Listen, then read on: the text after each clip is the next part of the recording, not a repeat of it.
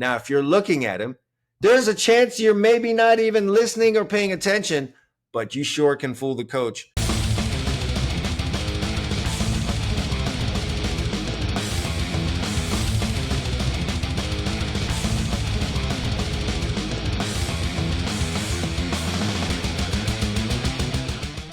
A lot of you guys that are watching this are going into listen, I know the season's coming and you want to perform on the field. You want to win a lot of games. You want to go to the playoffs. You want to win a state championship. Yes, that is the team goal.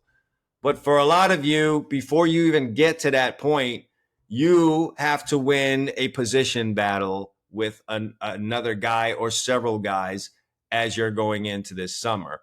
And for you to do that, it's going to take several things for you. So I know if you cared about this battle this offseason, you have been lifting your weights and you've been running and you've been upping your speed and you're doing your thing with your conditioning and you've been hitting the field and trying to get your technique down and do all of your skill work.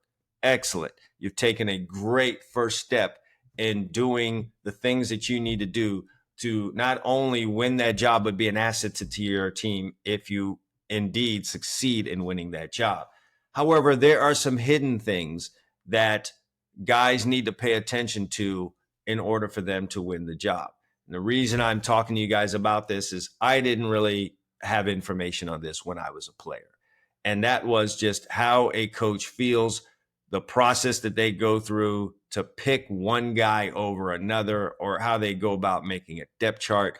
Didn't have any of that information. There weren't any coaches sharing that information with me. I'm happy to do that for you guys if you will listen to what I am telling you and apply it, because I'm telling you this is what happens, okay?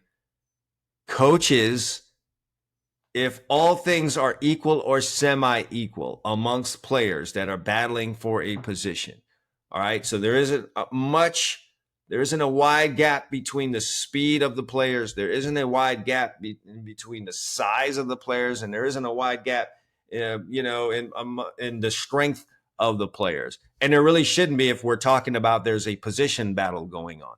There's really only a position battle when all of the participants and the candidates for the job meet the physical requirements. So I'm going to go on the assumption that all of the players, all of the candidates for the job that's open meet the physical requirements. So when we have that, how does a coach decide who's going to play and who's not?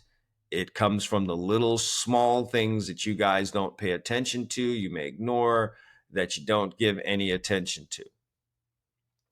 That are things like, I'm going to start with a really simple one. When your coach is talking to you at practice, whether that's in a group setting or one-on-one, make eye contact with that coach. This is really more so for those group situations. So coaches in the individual period, and let me tell you something, the individual period is never long enough for the coach. So he's on limited time. And that means if he's explaining something, he must do it quickly. You must pick it up fast before all of his time runs out. So if a coach is explaining a drill and he's talking to the group and he turns around and he sees guys in the group with their eyes faced the other way, looking down at the ground, he has no way of knowing whether or not you're actually hearing him. Now, if you're looking at him, there's a chance you're maybe not even listening or paying attention, but you sure can fool the coach by looking at him. It's very difficult for guys to look at a person that is speaking and not pick up what it is that they're saying, or at least hearing it. So coaches realize that you kind of listen with your eyes. If a guy's looking somewhere else while the coach is talking to him, the coach is going to feel like what I'm saying to this particular player that's looking elsewhere is not that important. Okay, that's fine. What's now not going to be important to me is his playing time. If what I'm saying to you, explaining this drill, is not important, then your playing time will not be a priority for me. I'm not looking to play you. I don't need the anxiety of putting a player out on the field that I'm not sure listened to me all week, and there's a chance he doesn't know what he's doing out there. Coaches play the guys that they trust. What's the first part of trust is just knowing what to do. So if I'm explaining a drill, I need everyone looking at me so I have a good feeling that everyone is hearing the words coming out of my mouth and doing their best to try and understand them so you can go execute the drill. There's nothing worse than explaining a drill and having a guy who's third or fourth in line come and do the drill completely the wrong way. You're slowing down my indie period that, again, I'm going to tell you is never long enough. So if I've got to stop to come back and explain to you, that bothers me. I'm just going to let you know that. And if I find myself having to continuously do that, I'm going to make a executive decision as a coach and stop explaining to you and just let you do it wrong and move on. That will happen. If it happens enough, all right, obviously a lot of good coaches are there to try and make every player reach their full potential, but at a certain point, and when we're really close to a season or we're in season, don't have time for that. You're either getting it or you're not.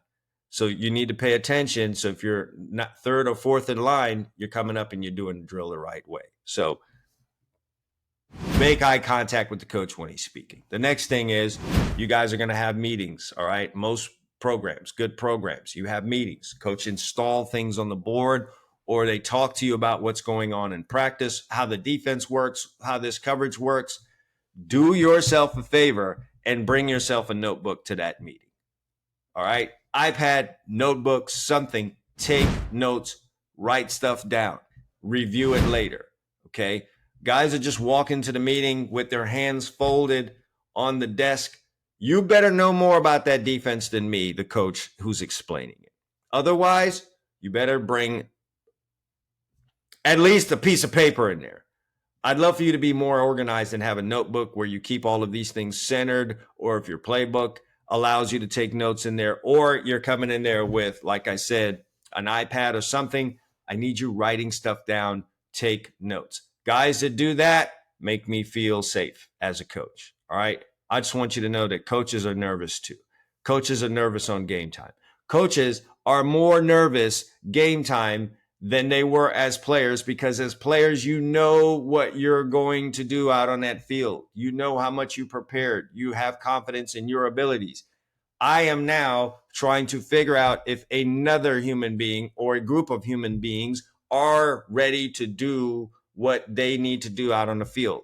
Do they understand, and are they going to do what it is that I asked them to do? I don't have any more control over that once the ball is put down and kicked off and we're playing the game. I'm relying on 4 or 5 other people to do something. Not me, where I know what I'm doing. And I know that as a player. As a coach, I'm relying on 4 or 5, maybe 6, 7 other guys that are going to be in this game to do their job. So the guys that make me the most comfortable, the guys who took the notes in the meetings, the guys that made eye contact with me as I was explaining a technique or a coverage, those guys make me feel safe. Those are the guys I'm going to put on the field because they're the ones I feel most confident will be in position when we call a defense to make a play. I don't want a guy in the flat when he should be deep when we called cover 3. And if I looked at you while I was explaining something and your eyes were elsewhere and you went and made that mistake in a game, what am I supposed to do when next week comes around? I'm supposed to do that to myself again. I'm supposed to take that player that wasn't paying attention during the week, made a massive mistake in the game, and just throw him out there again so we can cost the team a game, a touchdown, and have the head coach asking me, hey, why is that guy in the game? Why do you keep playing that guy? Maybe you're not that good of a DB coach. Maybe you don't need to be on the staff. You're fired? No way. I'm not going to keep doing that. Your coach is not going to keep doing that. And it won't be personal. It's just that he wants to keep his job. He wants the unit to perform. He wants to help the team win because that's why he was hired. So, yeah, I understand that coach looks like the ultimate authority. All right. He is over you, but he's answering to someone else as well. So take those notes, pay attention. When you're third or fourth in a line, second, third, fourth in the line, someone else did this drill, you better do it right. You better know where you're supposed to be when you get to those walkthroughs. So you know how I told you to take notes after or during the meeting, review those notes rather quickly, especially if you're a little sketchy on what was installed. Okay. So coach comes in, tells you the coverage we're going to run today, explains it to you. You took some notes like you were supposed to. You leave out of that meeting and you're a little sketchy on where you're supposed to be, what you're supposed to do. Review those notes. If the notes can't help you, ask another player. If that player can't help you, start asking the coach. Get all that done before you go through the walkthrough, because the walkthrough is the next test for you. The walkthrough is, they have the walkthroughs for a reason on your team, just to make sure that the players all understand where they're supposed to be in this coverage that we're running this week against the team that we're playing, that we're trying to beat. If we're running that coverage in a walkthrough, not we're full speed now, in a walkthrough, and you're going to the wrong place, I get nervous as a coach. Your coach is going to get nervous. And now he's considering his options as to who else needs to play here so that we can survive in this game and get guys in the right place. Because again, I don't feel like being nervous as hell when that game comes on Friday or Saturday or Sunday, whatever day it is that we're playing. Get it down so that you're going to the right spot during the walkthrough. Now, the couple of other guys that you may be competing with may mess up a few of those in a walkthrough. You want to nail all of those. That's how you start building trust with the coach. So you took notes in a meeting. He saw you doing that. Oh, that's a check mark for you. Now we go out on the field, we're doing a walkthrough, and you know where to be, and maybe those other guys aren't so sure. Even if they moved to the right spot, they were hesitant, but you moved to that spot that you were supposed to be in that walkthrough right away. Now you're building even more with the coach. The walkthrough is going to lead to 7-on-7 and team. And now you have it nailed down as much as possible, and you're going to the right spots in 7-on-7 and team. You're practicing with intent, with purpose, and now you're making me feel more and more safe and secure with you. By the way, you're doing that with a lot of high energy. If you get to a point where you are communicating out on that field and you're also good enough, you know enough to correct the players around you, you got a really good chance of being on that field with me. Coaches play guys that they can trust. We do fall in love with guys with characteristics, just like everyone else. A guy that could jump 100 feet in the air or has blistering speed will always catch our attention. But ultimately, who we put on that field are the guys that we trust. So don't come in here and be a great athlete and feel like you don't need to do any of these other things that I talked about, which was make eye contact with the coach, take notes in a meeting, review the notes so that you know where to go in the walkthrough, and then execute in 7-on-7 and team. If you think you're just going to be an athlete and not have to do those things and get on the field, you're going to be sorely mistaken. You're going to be upset. Your dad or your mom or whoever are going to be down at the school talking to the coach over and over. But the truth of the matter is you're failing in those very important areas, and the coach doesn't feel safe enough to put you out on that field. Plain and simple. The guys that play this fall, as we head into this football season, will be the guys that the coach trusts the most. Be the guy that the coach trusts the most. All right. Hope you guys got that in.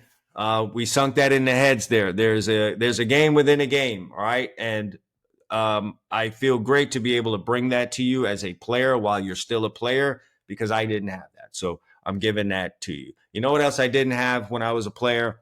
This book right here, because it hadn't been written yet, but it's here for you. 101 DB tips. Also, my All Eyes DB Camp members area. We're up to over 300 posts in there right now on all types of things. Strategy, coverage is explained, got quizzes in there. We have discussions. I'm starting to do lives in there every week.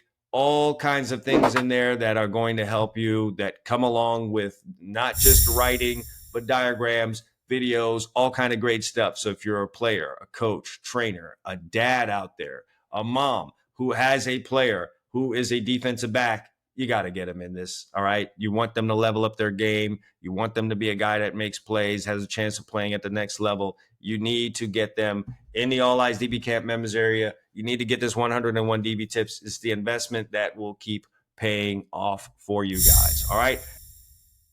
Get those questions answered so you are prepared to go out there and win the day, win your position, and be a winner when this season comes around. That's it for me. As always, all eyes DB camp. Consistency breeds results.